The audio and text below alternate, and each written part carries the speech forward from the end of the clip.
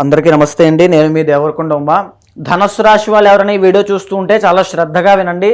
మే 15వ తారీఖు తర్వాత మారేటువంటి గురుగ్రహ సంచారము వృషభంలోంచి మిథునంలోకి వెళ్ళడం వలన మీకు 7వ స్థానంలోకి రావడం వలన మీకు ఒక అద్భుతమైన రాజయోగం పడుతోంది అని చెప్పచ్చు. ఎందుకంటే అదే టైంలో కరెక్ట్గా 15న రవి గురుడు మీకు అద్భుతంగా యోగిస్తూ ఉన్నారు.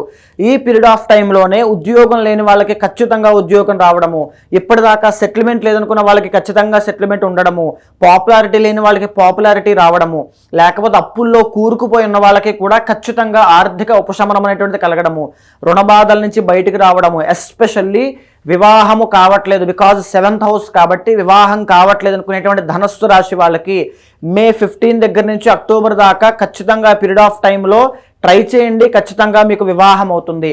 ఈవెన్ సంతాన దోషాలు కూడా ఈ గురుబలం పెరగడం మూలన చాలా వరకు పోతాయి. మీ పర్సనల్ చార్ట్ చూసుకోండి. పర్సనల్ చార్ట్లో ఏవైనా పెద్ద దోషములు, కాలసర్ప దోషం కానీ కుజదోషం కానీ ఏమైనా దోషాలు ఉంటే కనుక ఈ యొక్క యోగం అనేటువంటి డైల్యూట్ అవ్వచ్చు. సో దానికి సంబంధించినటువంటి పూజలన్నీ, శాంతి పూజలు వెంటనే ఆచరించండి.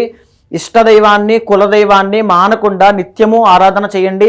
మనోధైర్యంతో ముందుకు వెళ్ళండి. అద్భుతమైన శుభ పరిణామాలు మీకు రాబోతున్నాయి అని చెప్పచ్చు.